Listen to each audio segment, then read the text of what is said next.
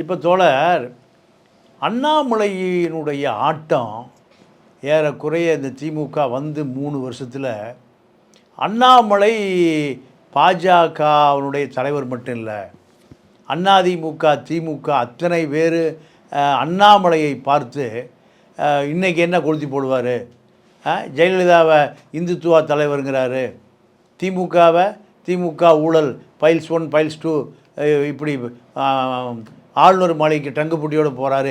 இப்படி அண்ணாமலை மாநில தலைவர் ஆன காலத்திலேருந்து ஒரே பரபரப்பு. இப்போ பிஜேபி 2024 தேர்தலில் மைனாரிட்டியாக உட்கார்ந்த பிறகு அண்ணாமலை ஆட்டம் க்ளோஸ் ஆகி போச்சு. அண்ணாமலையே இப்போ மாற்ற போகிறாங்க, ராகவன் வர போகிறாரு, நிர்மலா சீதாராமன் ஆதரவோடு இப்போ ஒரு செய்தி, நட்டா ஆதரவோடு இவர் தமிழ்நாட்டினுடைய தென்பகுதி முக்குளத்தோருக்கு வாக்குகளை பூரா அப்படியே அள்ளிடுவார் நயினார் ஒரு செய்தி, கோயம்புத்தூர் பக்கம் வானதி வந்துடுவாங்க, அவங்க தான் அடுத்த தலைவர்னு ஒரு செய்தி, ராமசீனிவாசன் மதுரையிலேருந்து குதிக்கிறார். இப்போ பல செய்திகள் வருது. அண்ணாமலை நிரந்தர பொதுச் செயலாளரியா, அண்ணாமலையை ஒன்றும் பண்ண முடியாது. இப்போ இந்த செய்திகளுக்கு மத்தியில் பார்த்தா அண்ணாமலை கூட அமர் பிரசாத் ரெட்டி கூட இல்லை, அத்தனை பேரும் ஓடி போயிட்டாங்க. உண்மையாகவே அண்ணாமலைக்கு என்ன நேர்ந்தது? இவ்வளோ வலுவான தலைவர், மோடி வந்தால் காந்தி கிராமத்துக்கு வர்றாரு, காரில் ஏற்றிட்டு போகிறாரு மோடி. அப்போ இவ்வளோ பெரிய ஆளுமையான அண்ணாமலை உண்மையாகவே ஏன் எப்படி இருந்த அண்ணாமலை இப்படியா இப்போ ஒருத்தர் கூட இல்லைங்கிறாங்களே? உண்மையாகவே என்ன நடந்தது, என்ன நடந்துகிட்ருக்கு, இனிமேல் என்ன நடக்க போகும்?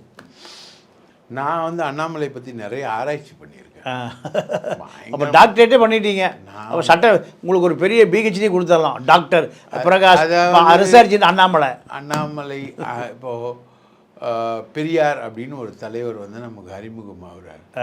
அப்போ பெரியார் பிரமிக்கத்தக்கவராக இருக்கார். ஆமாம் ஆமாம், பிரம்மாண்டமாக இருக்கார். ஆமாம் ஆமாம், அவர் நீங்கள் சொல்கிற மாதிரி எல்லாத்துலேயும் இருக்கார். ஆமாம், எல்லா சப்ஜெக்டையும். ஆமாம் ஆமாம், பார்க்காத போகாத விஷயமே இல்லை, விஷயமே கிடையாது. அப்போ நம்ம பெரியாரை பற்றி ஆராய்ச்சி பண்ணுறோம். ஆமாம், அப்போ பெரியாரை பற்றி நிறைய படிக்கிறோம். ஆமாம் ஆமாம், உட்காந்து மணிக்கணக்கில் நாட்கணக்கில் வாய்ப்பு கிடைக்கும் போது எங்கே பெரியாரை பற்றி இருந்தாலும் படிப்போம். அது மாதிரி இந்த அண்ணாமலைன்னு ஒரு சப்ஜெக்ட் உள்ளே வந்த உடனே ரஜினி கட்சியில் வந்து அவர் தான் முதல்வர் வேட்பாளர். ஆமாம், சகாயம் கட்சியிலையும் நம்ம சகாய ஐயா கட்சியில் அவர் தான் முதல்வர் வேட்பாளர் அப்படின்ற மாதிரிலாம் பெருசாக பிரமிப்பாக கொடுத்துட்டு அதுக்கப்புறம் திடீர்னு பார்த்தா அவர் வந்து பாஜகவுடைய மாநில தலைவர்னு உள்ளே வர்றாரு. நீங்கள் சொல்கிற மாதிரி எல்லாத்தையும் பண்ணுறாரு, எல்லாத்தையும் பேசுகிறாரு. இவர் யார் அப்படின்னு சொல்லிட்டு ஆராய்ச்சி பண்ணி பார்க்கும்போது தான் கடைசியில் ஒரு நாட்டு வந்தது. அதுதான் அவரோட முடிவுக்கும் காரணம்னு சொல்லலாம். எப்படின்னா, ஸ்ருங்கேரி மட்டுன்னு ஒரு மட்டு கர்நாடகாவில் இருக்குது. மடம். அதாவது சங்கராச்சாரியார் ஆதிசங்கரர் உருவாக்கின மடங்களில் ஒன்று ஸ்ருங்கேரி மட்டு. ஆமாம், அது உட்பட பூரி மட்டு, அதுக்கப்புறம் ஹரித்வாரில் ஒரு மடம். இந்த மாதிரி ஒரு 4 மடங்களை வந்து காலடியிலிருந்து நடந்து சங்கரன் போகும்போது, ஆதிசங்கரன் போகும்போது வர்ணாசிரம தர்மத்தை பாதுகாக்கிறதுக்காக 4 மடங்களை உருவாக்குறார். அதில் முதல் மடம் ஸ்ருங்கேரி மட்டு. ஏன்னா கேரளாலேருந்து கர்நாடகா வழியாக தான் அவர் போகிறார், ஸ்ருங்கேரி வழியாக தான் அவருடைய ட்ராவல், காலடி வழியாக போகிறாரு. அவர் காஞ்சிபுரத்துக்கும் வந்ததில்லை, கும்பகோணத்துக்கும் ஆதிசங்கரர் வந்தது கிடையாது. அவர் அந்த ரூட்டில் போகிறார், கேரளா டு கர்நாடகா ரூட்டு, மேங்களூர் ரூட்டில் போகிறாரு. அவர் வந்து சென்னைக்கு வந்து ட்ரெயினில் வந்து அப்படி போகல, அரக்கோணம் வழியாக கோலார் வழியாலாம் போகல, அவர் அப்படியே அந்த ரூட்டில் ட்ராவல் ஆகிறார். அப்போ அந்த ஸ்ருங்கேரி மட்டு வந்து ஆதி மடம், ஆதிசங்கரர் உருவாக்கின மடங்களில் ஒன்று. இந்த காஞ்சிபுரத்தில் இருக்கக்கூடிய மடம் வந்து போலி மடம். அது ஒரு புத்த பீடம். அது ஒரு புத்த பீடமோ என்ன பீடமோ அதுக்கு உரிய விஷயங்கள். ஆனால் அது வந்து சங்கராச்சாரியார்களுக்கும் காஞ்சிபுரம் மடத்துக்கும் சம்பந்தமே இல்லை. தமிழ் பிராமணர்கள் மேலே வந்த உடனே அது ஒரு மடமாக வச்சிடறாங்க. இந்த 2 மடத்துக்கும் இடையில எப்பவுமே சண்டை. நீ போலி அப்படின்றது, நீ போலி நீ சொல்றது பொய் அப்படின்றது இவங்களோட இது. நாங்கள் தான் ஒரு ஆதிசங்கரர் 8 குருக்கள் மட்டும்தான் இந்த காஞ்சிபுரம் மடத்தில் உருவாகியிருப்பாங்க. பாக்கி அதுக்கு முன்னாடி இருக்கக்கூடிய குருக்கள் எல்லாமே சிருங்கேரி மட குருக்கள் தான் இந்த மடத்துக்கும் ஆதி குருக்கள். அப்போது சிருங்கேரி மடத்தோட ஒரு பிரான்ச் மாதிரி தான் வராங்க. அப்போது இந்த தமிழக பிராமணர்கள் வந்து தங்களுடைய அதிகாரத்தில் மேலே வராங்க. அது காங்கிரஸ் பீரியடில் மேலே வராங்க, அதுக்கு முன்னாடி மேலே வராங்க, பிரிட்டிஷ்காரன் பீரியடில் மேலே வராங்க. அப்போ தமிழ் பிராமணர்களுக்கான ஒரு அடையாளமாக தான் உருவாகுது இந்த காஞ்சிபுரம் மடம். அப்போ இந்த சிருங்கேரி மட்டுக்கு எப்பவுமே தமிழகத்தை ஆட்சி பண்ணோன்னு ஒரு வெறி இருக்கும். அதுக்கு உருவான ஆள் தான் அண்ணாமலை. சிருங்கேரி மட பீடாதிபதிகளால் உருவாக்கப்பட்ட ஒரு ப்ராடக்ட் தான் அண்ணாமலை. இதில் அண்ணாமலைக்கும் சிருங்கேரி மடத்துக்கும் எப்படின்னா, ஒரு குரு இருக்கார் பிஎல் சந்தோஷ். பிஎல் சந்தோஷ்ன்றவர் ஆர்கனைசிங் செக்ரட்டரி ஃபார் பிஜேபி. ஒரு பீரியடில் கர்நாடகாவில் வந்து பாஜகவும் ஆர்எஸ்எஸும் பிரம்மாண்டமாக வளருது. கன்னட பிராமணர்களுடைய ஆதிக்கம் வந்து ஆர்எஸ்எஸ்குள்ளே வருது, பெரிய அளவுக்கு வருது. அப்போது அதோட பிரதிநிதியாக நரேந்திர மோடி காலத்தில் தான் பிஎல் சந்தோஷ்ன்றவர் மேலே போகிறாரு. அதாவது ஆர்எஸ்எஸ்ஸால் ஆர்கனைசிங் செக்ரட்டரியாக அனுப்ப போகிறாரு. இந்தியா முழுக்க இருக்கக்கூடிய அனைத்து முதல்வர்களையும் பாஜக விஷயங்களையும் ஹேண்டில் பண்ணக்கூடிய ஒரு ஆளாக பிஎல் சந்தோஷ் உள்ளே போகிறாரு. இங்கே இப்போ கேசவ விநாயகம்னு ஒருத்தர் தமிழகத்தில் ஆர்எஸ்எஸ்ஸால் அனுப்பப்பட்ட ஆள் இருக்க மாதிரி அங்கே ஆர்எஸ்எஸ்ஸால் அனுப்பப்பட்ட ஆள் பிஎல் சந்தோஷ். அப்போது இந்த பிஎல் சந்தோஷோட குருவும் கன்னட மடத்தோட ஆட்களும் ஒன்றா இருக்காங்க. இவங்களோட சேர்ந்த ஒரு ஆளாக அண்ணாமலை வராரு. அண்ணாமலை வந்து பிஎல் சந்தோஷுக்காக 8 கன்னட அமைச்சர்களை வந்து ஹனி ட்ராப் வீடியோ எடுத்து கொடுக்குறாரு. அவங்கெல்லாம் வந்து கர்நாடக உயர்நீதிமன்றத்தில் வழக்கு போட்டு அந்த வீடியோக்கள், ஆபாச வீடியோக்கள் வெளியிடக்கூடாதுன்னு தடை வாங்கினாங்க. ரைட்டுங்களா? அந்த மாதிரி ஒரு ஆள் அவரு தான் ப்ரமோட் பண்ணி இங்கே ரஜினி கட்சி ஆரம்பிக்கிறாருன்னு சொல்லிட்டு ரஜினி கட்சி காமிச்சிட்டு வந்து இங்கே வர்றாரு. இதுக்கு நடுவில் பார்த்தீங்கன்னா கோவாவில் ஒரு தீவில் ஒரு 2 தமிழர்கள், 2 தமிழ் தம்பதிகள் வந்து வேத பாடசாலை நடத்துகிறாங்க. அவங்க அந்த தம்பதிகள் வந்து மோடியோடையும் அமித்ஷாவோடையும் பேசக்கூடியவங்க. அவங்களோட ரிலேட் ஆகுறாரு அண்ணாமலை. இதுதான் அண்ணாமலையுடைய பலம். சிருங்கேரி மட்டம், பிஎல் சந்தோஷோட குரு, பிஎல் சந்தோஷ்காக இவர் போலீஸ்காரனா நின்று செஞ்ச ஹனி ட்ராப் வீடியோக்கள், அந்த கோவாவில் இருக்கக்கூடிய அந்த வேத பாடசாலை தம்பதி, இதுதான் இவரோட பலம். இந்த பலத்தோடு இவர் உள்ளே வந்தோடனே இவரை யாராலையும் அசைக்க முடியல. இங்கே இருக்கிற தமிழ் பிராமணர்கள் எல்லாம் வாயமுட்டான்.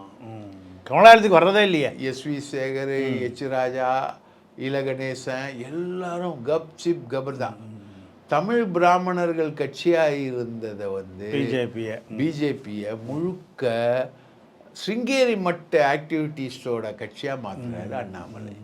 இதுதான் வித்தியாசம். என்னை யாரும் ஒன்றும் பண்ண முடியாது, நான் வந்து இந்த அஜெண்டாக்களை வந்து நிறைவேற்றுவேன் அப்படின்னு.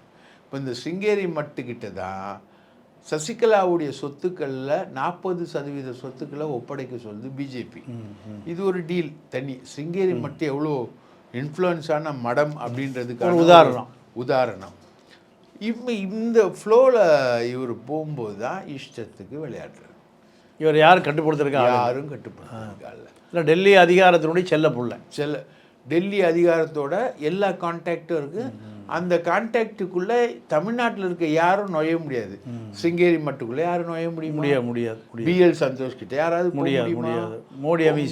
மோடி அமித்ஷா அந்த தம்பதிகள் மூலமாக அவங்களோட லிங்கில் வராரு.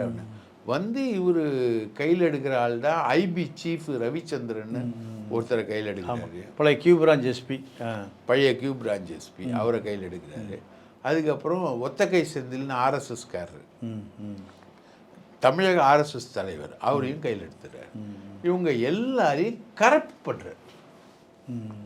அதுதான் இவருடைய சக்ஸஸ். இவரோட சக்ஸஸ் வந்து honey drop video plus corruption plus வந்து இவர் ஐஏஎஸ் அதிகாரியாக இவர் ஐபிஎஸ் அதிகாரியாக இருக்கிறதுனால இவரோட அந்த பேச்சு வன்மை. இவங்க மனைவி வந்து ஒரு பெரிய மேனேஜ்மெண்ட் படித்தவங்க. அவங்க சாஃப்ட்வேர் பெங்களூரில் பெரிய சாஃப்ட்வேர் கம்பெனியில் வேலை பார்த்தவங்க அந்த மாதிரி. ஸோ இந்த சாஃப்ட்வேர் பேக்ரவுண்டில் இருந்துக்கிட்டு இந்த சாஃப்ட்வேர் ஆட்கள்லாம் அதிகமாக பேசுவாங்க இல்லையா, அந்த மாதிரி இவர் எல்லாரையும் பேசி கீசி பண்ணிக்கிட்டு இருக்கார். ஆனால் இவரோட மைனஸ் வந்து எல்லாத்தையும் காசு வாங்கிட்டு பேசுவார், எல்லாரையும் மிரட்டுவார், காசுக்காக மிரட்டுவார். இவருடைய மைனஸ் என்னன்னா காசு சேர்க்கறது தான் இவரோட மைனஸ். அதாவது ஒரு ஐபிஎஸ் ஆஃபீஸர் வந்து சர்வீஸ்லேருந்து முடிச்சுட்டு போனால் கூட, இப்போது தமிழ்நாட்டில் ஒரு ஐபிஎஸ் ஆஃபீஸர் இருந்தார் ஏகே விஸ்வநாதன், அது ஒரு 30,000 கோடி வச்சுருப்பார் அவர், அவ்வளோதான். ஆனால் இவர் வந்து சர்வீஸ் முழுக்க முடிக்கும்போது தான் அதை 30,000 கோடி வரணும்.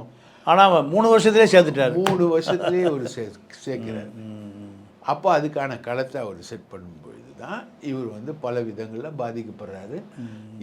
எடப்பாடியை வந்து திட்டுறாரு இவர். இந்த ஓவர் பில்டப்பில் என்ன பண்ணுறாரு, பாஜக தனியாக ஜெயிக்கும் அப்படின்ற மாதிரி ஒரு இமேஜை கொண்டு போய் அதை அப்படியே பீக்கு கொண்டு போகிறாரு. அது இவரால் செய்ய முடியல.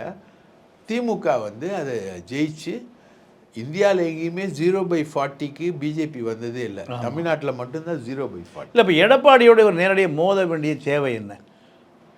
சசிகலா கிட்ட காசு வாங்கிட்டு தான் மோதுறாரு. இப்போ சசிகலாவை அதிமுகவில் கொண்டு வருவதற்காக பிஜேபி கூட தியாகம் பண்ண தயாராகிட்டாரா? அப்படி இல்லை, பிஜேபி இல்லை. அதாவது இவருக்கு நீங்கள் அதான் இவரோட மைனஸ்.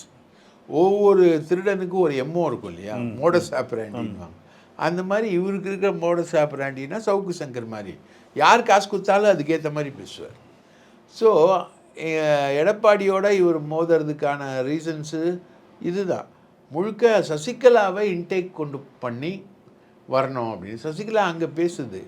அவங்க 40% சொத்து கேட்குறாங்க, பிஜேபி தலைமை கேட்குறாங்க. இது இன்னைக்கு வரைக்கும் 20% வரைக்கும் வந்திருக்கு. அது இல்லாமல் ஷார்ட்டாக காரியத்தை முடியணும்ல, எடப்பாடியும் நிம்மதியாக இருக்கக்கூடாதுல்ல, அதுக்கு அண்ணாமலையை தூண்டி விடுது. அதனால் அண்ணாமலை பேசுகிறாரு, இஷ்டத்துக்கு பேசுகிறாரு. இவர் எம்ஜிஆரை பற்றி பேசுகிறாரு, ஜெயலலிதாவை ஊழல்வாதின்னு சொல்கிறாரு, இந்துத்துவா தலைவர், ஜெயலலிதாவை வந்து இந்துத்துவா தலைவர்னு சொல்கிறாரு. இந்த மாதிரி கூடமாக ஜெயலலிதாவை ப்ரெசென்ட் பண்ணுறது இருக்கு இல்லையா. ஜெயலலிதா அஃப்கோர்ஸ் இந்துத்துவவாதி தான். அவங்க இதுக்கே ஆரம்பிச்சாங்க, கரசேவைக்கு ஆரம்பிச்சாங்க, பாஜகவை ஆதரிச்சாங்க. வாஜ்பாய் கவர்மெண்ட் 13 மாதம் இருக்கிறதுக்கான ஒர்க்கிலலாம் அவங்க இருந்தாங்க. அதுக்கப்புறம் கூட்டம் போட்டு சொன்னாங்க, நான் ஒரு தவறு செய்தேன், பாஜகவை ஆதரித்தேன், நானே அதற்கு தண்டனையும் கொடுத்தேன், ஆட்சியை கவிழ்த்தேன், இனி எந்த காலத்திலும் பாஜகவோடு சேர மாட்டேன் என்று சொன்னாங்க. அதை மீறி எடப்பாடி போய் சேர்ந்தார். எடப்பாடி சர்வைவல் பாதுகாக்கிறதுக்கு, ஆட்சியை பாதுகாக்கணும், தன்னை பாதுகாக்கணும், அதுக்காக சேர்றாரு. ஸோ இந்த ஈக்குவேஷன் அப்படியே போயிருந்துன்னா இவருக்கும் வேலை இல்லை, சசிகலாவை இன்டேக் பண்ணுறதும் வேலை இல்லை. சசிகலாவை ஒரு பீரியடில் இந்த சொத்து நெகோசியேஷனில் சசிகலாவை பணிய வைக்கணுன்றதுக்காக என்ன பண்ணுறாங்க, ஜெயிலுக்கு போயிட்டு வந்த சசிகலாவை 1200 கோடி ரூபாய் சொத்தை வந்து பாஜக முடக்குது, எல்லா வேலையுமே பண்ணுது. சசிகலாவுக்கு ஆன்டியாக நிறைய வேலை பண்ணுது. இன்றைக்கி போயஸ் கார்டனில் கட்டின வீட்டை கூட அட்டாச்மெண்ட் பண்ணியிருக்காங்க. ஸோ இந்த மாதிரி நிறைய வேலைகள் அவங்க பண்ணிக்கிட்டு இருக்காங்க. இந்த விஷயங்கள் எல்லாமே வந்து சசிகலாவுக்கு ஆன்டியாக பண்ணுறதுக்கு காரணம் இந்த சொத்து வந்து எங்களுக்கு வரணும். ஜெயலலிதா 15 ஆண்டு காலம் அடித்த தொகை இருக்கு இல்லையா, எல்லாமே சசிகலா கிட்ட தானே இருக்குது, அதெல்லாம் எங்களுக்கு வரணும்னு. சசிகலாவுக்கும் இவங்களை பகைச்சிக்கிட்டுலாம் போக முடியாது, ஏன்னா இவங்ககிட்ட அதிகாரங்கள் இருக்குது. அதனால் அந்த பைண்டிங்கு அதுக்கு நடுவில் போட்டு எடப்பாடி வந்து நான் பொதுச் செயலாளர் ஆகணும் அப்படின்னா நான் என்ன பண்ணோம், எடப்பாடியை காலி பண்ணோம். எடப்பாடியை காலி பண்ணோன்னா யாரை தூண்டி விடணும், அண்ணாமலையை தூண்டி விடணும். இல்லை இது சாத்தியமா? எடப்பாடியை காலி பண்ணிட்டு ரெட்டலையை கைப்பற்றுறதுக்கு சசிகலா முடியும்னு அண்ணாமலை நம்புறாரா? ட்ரை தான், அண்ணாமலையுடைய ஒரு ட்ரை தான், ரைட்டுங்களா. இன்னொன்று, நீங்கள் இந்த மாதிரி ஒரு இமேஜை கொடுத்து நாங்கள் வந்து இப்போ நாடாளுமன்ற தொகுதியில் 25% வாக்குகளை வாங்குவோம், இப்போ பாண்டிய மாதிரி ஆட்களை விட்டு பேசுகிறாங்க இல்லையா, மணி சொல்கிறார் இல்லையா, அண்ணாமலையெல்லாம் சாதாரண ஆள் கிடையாது, அண்ணாமலை திருவண்ணாமலை விட பெரிய மலைங்கிறாரு, ஜல்லிக்கட்டு கால மாதிரி பேசுறாருல மணி பேசுறது, சவுக்கு சங்கர் கொஞ்ச நாள் அண்ணாமலையை ஆடு மலை மாடுன்னு திட்டிட்டு அப்புறம் அவர் கூட சேர்ந்து உட்காந்து பேசுறது. பாஜக தத்துவம் என்ன தவறு? நீங்கள் வந்து பாஜகன்னு ஒரு தத்துவம் வந்து எக்ஸிஸ்டன்ஸ் ஆகிறத மீறி இல்லைன்னு சொல்லிட்டு நீங்கள் போனீங்கன்னா அது தப்பு இல்லை அப்படின்னு சவுக்கு பேசுனது. இந்த மாதிரி ஆட்களை ரைட் விங்கு ராஜவேல் நாகராஜன் இந்த மாதிரி ஆட்கள்லாம் சவுக்கு இப்போ விடுதலை ஆகி விடுவார்னு இப்போ ஆரம்பிச்சிருக்காரு. அது மாதிரி இந்த மாதிரி ஆட்கள் எல்லாம் பேச விடுது. ஒரு காலத்தில் நீங்கள் பார்த்தீங்கன்னா ரைட் விங்கு தான் பேசும், வலதுசாரி கருத்தியல்வாதின்னு ஒருத்தர் உட்கார வைப்பாங்க டிவியில். அதுக்கான ஒரு டிமாண்ட் இருக்கும் ரைட்டா. அப்போ வலதுசாரி தத்துவம் வந்து எங்கேயோ போயிடுச்சு அப்படின்ற மாதிரி அது ஒரு 26% வாக்குகளை வாங்கும். திமுகவை டிஃபீட் பண்ணும், அதிமுகவை டிஃபீட் பண்ணும். அவங்க திமுகவுக்கும் பாஜகவுக்கும் தான் போட்டி, அண்ணாமலைடா அப்படின்ற மாதிரி. அப்புறம் பார்த்தா அது கேஸ் மலை, ஒன்றுமே இல்லை. 26 தொகுதியில் டெபாசிட் கிடையாது ரைட்டா. ஒரு 10 தொகுதிகளில் கொஞ்சம் ஓட்டு வாங்கினாங்க. சில இடங்களில் 2வது இடத்துக்கு கூட வந்தாங்க. அப்படி சில பெர்ஃபார்மன்ஸ் இது வந்து தமிழிசை காலத்திலே வந்துருச்சு. 18% வாக்குகளை வாங்கி கன்னியாகுமரி பார்லிமெண்ட்டில் பொன்னார் ஜெயிச்சார் 2014. இதெல்லாம் நடந்து முடிஞ்ச கதை, இது ஒன்றும் புதுசான கதைலாம் கிடையாது. பார்லிமெண்ட் தேர்தல்னா மோடிக்கான ஒரு எட்ஜ் என்பது வந்து இந்தியா முழுக்க அதுக்கான ஸ்ப்ரெட் இருக்கும்போது அதோட மிச்சம் வந்து இங்கே வரும். நெல்லுக்கு பாயிற தண்ணி கொஞ்சம் புல்லுக்கும் பாயும், அந்த மாதிரி வருமே தவிர 0/40 வரும். ஸோ இந்த மாதிரி ஒரு இமேஜினேஷன் கல்மினேஷன் இது மாதிரி நீங்கள் வந்து உங்களை வந்து பார்த்தீங்கன்னா இந்த த்ரெட்டன் பண்ணுறவங்க இருக்கீங்களா, த்ரெட்டனிங் ஜேர்னலிசத்தில் இருக்கோம். நாங்கள் வந்து இந்த நியூஸை போட்டோன்னா நாளைக்கு நீ தெருவில் வந்து பிச்சை எடுப்பேன், அதனால எனக்கு காசு கொடு அப்படி தானே கேட்பாங்க. ஆமாம், அப்போவே ஆன் தி ஸ்பாட் டிமாண்டு ரைட்டா. நெல்லை கோபால்னு ஒருத்தர் இருக்கார், ஆர்டிஓ ஆஃபீஸ் ஃபுல்லாக அவர் இனோவா காரில் தான் வருவார். அவர் கண்ட்ரோல் தான், அவர் கண்ட்ரோலில் தான். ஏன்னா டெய்லி சம்பளம் வாங்குற ஆட்கள் ஆர்டிஓ ஆஃபீஸில், அதனால் எனக்கு கொஞ்சம் டெய்லி சம்பளத்தை கொடுத்துரு. இனோவா காரில் தான் வருவார் நெல்லை கோபால். ஆமாம், தெரியும், பத்திரிகையாளர். ஆமாம், ஏற்கனவே அன்பழகன், மக்கள் செய்தி மையம், சவுக்கு சங்கர், அன்பழகனோட சிஷ்யன், அவங்க எல்லாருமே இருக்காங்க. அவங்கெல்லாம் நீங்கள் பார்த்தீங்கன்னா எல்லாம் த்ரெட்டனிங் தான். அந்த த்ரெட்டனிங்க்கு வந்து எப்போவுமே பொய்யான ஒரு பிம்பம் தான் கட்டமைக்கப்படும். மதன் ரவிச்சந்திரனை வச்சு அரசியல் பண்ண வேண்டிய நிலைமைக்கு அண்ணாமலை போயிட்டார். வெண்பா மதன் ரவிச்சந்திரன் தான் அவருக்கு ஆலோசகரை. இவங்க 2 பேரும் எப்போ பத்திரிகை வந்தாங்க, அதாவது நம்ம குணசேகரன் புதிய தலை இருக்கும்போது வேலைக்கு போகும்போது பெரியார் படம் போட்டு பணியை வாங்கிட்டு போய் வேலைக்கு சேர்ந்தவர் தான் மதன் ரவிச்சந்திரன். அவர் தான் அண்ணாமலைக்கு ஆலோசகர். அப்போ என்ன ஆலோசனை சொல்லியிருப்பார்? ஸோ இந்த பிம்பங்களை பொய்க்கட்டு வச்சு தான் கொண்டு வராங்க. அது கொஞ்ச நாள் எடப்பாடி ஏமாந்தார்ல, சவுக்கு சங்கர் ஆலோசகராக வச்சுருந்தாரு. ஆமாம். இன்றைக்கி வரைக்கும் சவுக்கு சங்கர் வெளியில் வர்றதுக்கான ஃபீஸை பே பண்ணிக்கிட்டு இருக்குது எடப்பாடி தானே. எடப்பாடி, வேலுமணி, சிவி சண்முகம் இவங்க அதான் தேனியில் கைது நிலைமை வந்த பிறகு 50 வக்கீல் கோயம்புத்தூரில் கூடுறாங்களே அதிமுக வக்கீல். அப்போ சவுக்கு அண்ணாமலை தேவையை விட எடப்பாடி கும்பலுக்கு சவுக்கு தேவைப்படுறாரு. அப்போ இல்லைங்க, எம்ஜிஆர் எவ்வளோ பெரிய கட்சி வளர்த்தி ஜெயலலிதாட்ட கொடுத்துட்டு போய் இப்போ சவுக்கை நம்பி ஓடுது அண்ணாமலை 2 பேரும்னா உண்மையாகவே இதை வருத்தப்படுவதா இல்லை? இந்த பிக்சர் இப்படி தான், இதெல்லாம் வச்சு கிமிக் பண்ணுறாங்க. இதெல்லாம் வந்து இப்போ இதெல்லாம் பொய்ன்றத அமித்ஷா கண்டுபிடிச்சிட்டாரு. அவங்க தேர்தல் முடிஞ்சோடனே 0/40 என்னையா 0/40 ஒரு கமிட்டி அமைச்சு பார்த்தா எல்லாமே ஏர்போர்ட்டில் தங்கம் கொள்ளடிக்கிறா பிருத்திவின்னு வச்சு அமெரிக்காவில் இன்ன வரைக்கும் வரல. இந்த அளவுக்கு இதெல்லாம் நடக்குது அப்படின்னோடனே நிர்மலா சீதாராமன் ரிப்போர்ட்டு, அதுக்கப்புறம் அமித்ஷா ரிப்போர்ட்டு.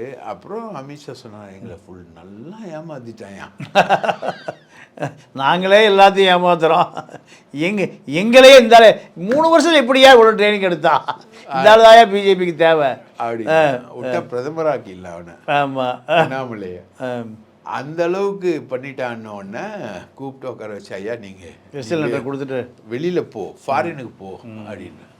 ஃபாரினுக்கு போன்னு சொன்னோடனே பெஜாராயிடுச்சு. நேராக போய் எடப்பாடியை பார்த்தான். யார்? அண்ணாமலை.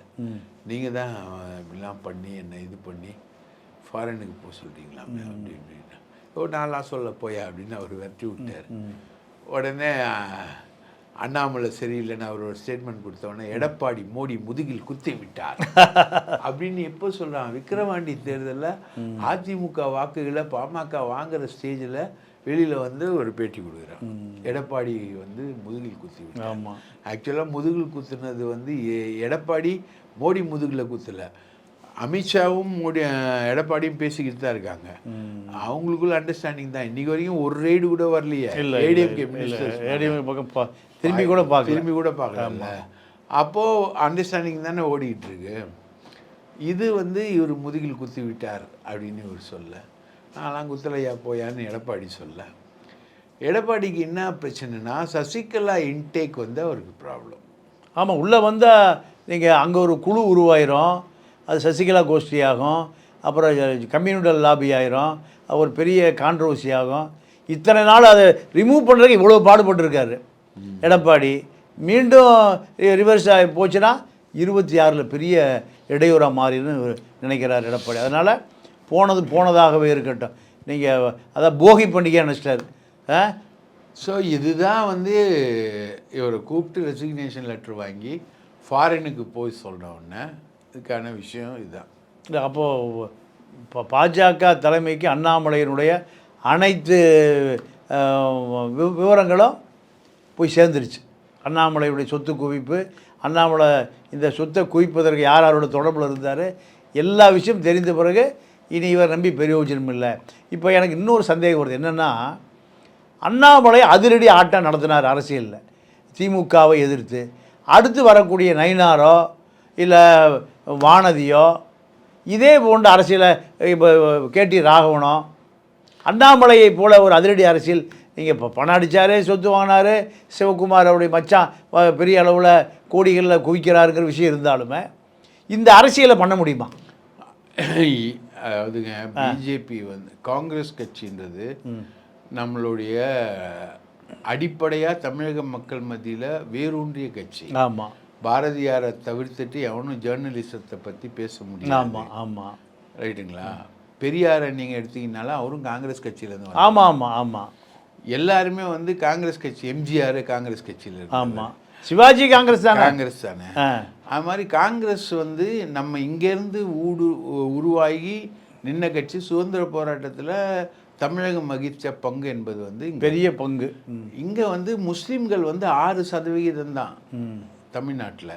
மற்ற இடங்களெல்லாம் இப்போ கர்நாடகாவில் 16% முஸ்லீம்கள் இருக்காங்க. கேரளாவில் 26% மேலே முஸ்லீம்கள் இருக்காங்க. ஆனால் தமிழ்நாட்டில் 6 இல்லை 7% தான். நமக்கு வந்து முஸ்லீம்கள் மீதான வன்மமோ விரோதமோ சுத்தமாக இல்லை. முஸ்லீம் படையெடுப்புகளும் இங்கே வந்ததில்லை. ஒரே ஒரு தடவை அந்த மாலிகபூர் படையெடுப்பு தான், அது ஒரு பெரிய படையெடுப்புன்னு சொல்லுவாங்க. முஸ்லீம்களுக்கு எதிராக வட இந்தியாவில் இவங்க உருவாக்குன தத்துவத்தை கொண்டிருக்கக்கூடிய பாஜக வந்து தமிழ்நாட்டுக்கு பொருந்தாத கட்சி. ரைட்டா? இவன் வந்து நார்த் இந்தியா இம்போர்ட். எத்தனை நாள் நீங்கள் கொடுத்தா கூட பானிபூரி ரொம்ப நல்லா இருந்தால் கூட டெய்லி உங்களால் சாப்பிட முடியாது. சமோசா டெய்லி உங்களால் தின்ன முடியாது. நீங்கள் வந்து அந்த தொண்டி போட்ட வடை தான் உங்களுக்கு பிடிச்சா. வடை போண்டா பஜ்ஜி தான் நம்மளை பேப்பர் வாங்கி நச்சுன்னு போட்டு சாப்பிடுவான். அதுதான் நம்ம. ஸோ இவங்களால அந்த தத்துவங்களை கொண்டு வந்து இம்போர்ட் பண்ண முடியாது.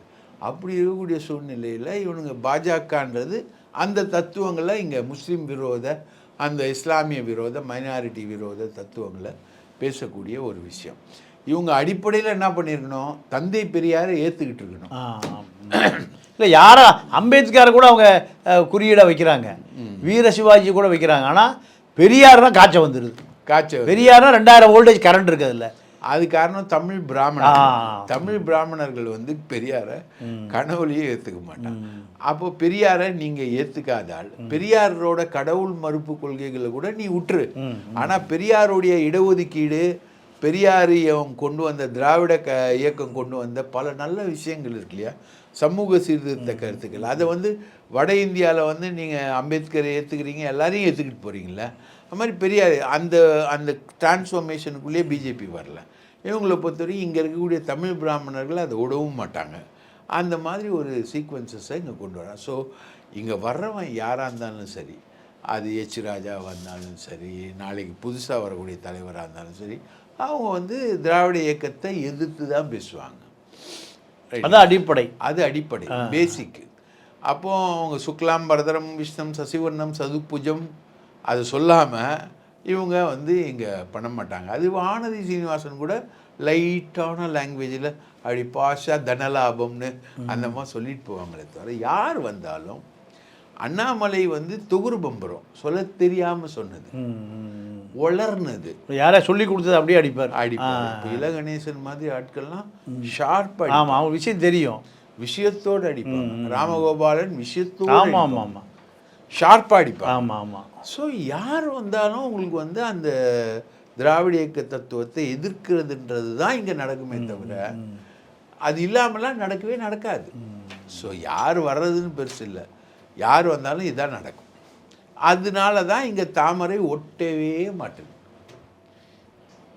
இல்லை இருந்தாலும் திமுக அதிமுக 2 கட்சிகள் ஜெயலலிதா கருணாநிதி இருக்கிற போது பாஜக ஒரு பேசு பொருளாகவே இல்லை. கருணாநிதி ஜெயலலிதாவும் இல்லை, இந்த ஸ்டாலினோ எடப்பாடி வந்த பிறகு பாஜக ஒரு பேசு பொருளானது எப்படி? மத்தியில் தொடர்ந்து 10 வருட ஆட்சி, அது ஒரு காரணம். கரெக்ட். மத்தியில் 10 வருடம் தொடர்ந்து ஜெயலலிதா கருணாநிதி இருக்கும்போது 10 இல்லை, மோடியா லேடியான்னு கேட்டு. ஆமாம் ஆமாம் ஆமாம். அப்போ இல்லைல்ல, பெரிய அளவுக்கு இல்லையே. இல்லை, இப்போ மத்தியில் ஆட்சி, மத்தியில் பவரு, அமலாக்கத்துறை, சிபிஐ, என்ஃபோர்ஸ்மெண்ட் இதெல்லாம் இருக்குல்ல, அதிகாரம், அதுதான் பலம், அதுதான் பலம், அதுதான் பேச வைக்கிது. ஓ, வேற ஒன்றும் பெருசால இவங்ககிட்ட ஒன்றும் இல்லையே. அண்ணாமலைக்கு வந்து ஐடியும் என்ஃபோர்ஸ்மெண்ட்டு தான். ஆமாம், 2 பலம். அதை வச்சு கொள்ளாட்சி தானே சவுக் சங்கர் 100 கோடி ரூபாய் அடிக்கிறாரு, இவர் ஒரு 10,000 கோடி 2,000 கோடி 3,000 கோடி இவர் அடிக்கிறாரு. ஆருத்ரா, மோடி கபடி லீகு 5,000 கோடி. அதுக்கு முன்னாடி ஒரு ஈஸ்வரமூர்த்தி இருந்தார், அவரு சம்மந்தப்பட்ட ஒரு தங்க கம்பெனி ஒன்று பாரிஸில், தங்க மோசடி ஒன்று, அதுலேருந்து தான் ஆரம்பிக்கிறாங்க இவங்க. எல்லாமே ஸ்கேம் தான். அது முருகன் பீரியடில் ஆரம்பித்தது, அதுக்கப்புறம் அண்ணாமலை பீரியடில் ஆருத்ரா, அதுக்கப்புறம் வரக்கூடிய விஷயங்கள் மோசடிகள் எல்லாமே தொடர்ந்து வருது. இன்கம் டேக்ஸ் ரெய்டு போக போகிறோம், அமலாக்கத்துறை ரெய்டு போக போகிறோம், அதுதான் பயப்படுறோம் அனைத்து தொழிலதிபர்களும் அரசியல் கட்சி தலைவர்களும். அதுக்கு ஒரு சிம்பாலிக்காக வந்து செந்தில் பாலாஜி தூக்கி உள்ள உட்கார வச்சது, அவரை வெளியில் விடாமல் பார்த்துக்கிறது, அது அவங்க நாங்கள் என்ன பண்ணுவோம் அப்படின்றதுக்கான உதாரணம் தான் செந்தில் பாலாஜி. ஸோ அதுக்கு தான் வந்து பாஜகவை பேசுகிறபடி பேசு பொருள் படும். அண்ணாமலை இல்லாமல் யார் இருந்தாலும் இந்த ஒரு பயம் வந்திருக்கும். வரத்தான் செய்யும், அதை செய்ய தான் செய்வாங்க. இப்போ என்ன ஓப்பனாக வந்துட்டாங்களே, தமிழ்நாட்டுக்கு 5 பைசா தரமாட்டோம், உங்களால் என்ன பண்ண முடியும்? தமிழ்நாடுங்கிற பேரே சொல்ல மாட்டேன். அதான் நீங்கள் 12,100 கோடி ரூபா ஜிஎஸ்டி கொடுத்துருக்கு, ஆனால் அதுக்கு எந்த ரெஸ்பான்ஸும் இல்லை.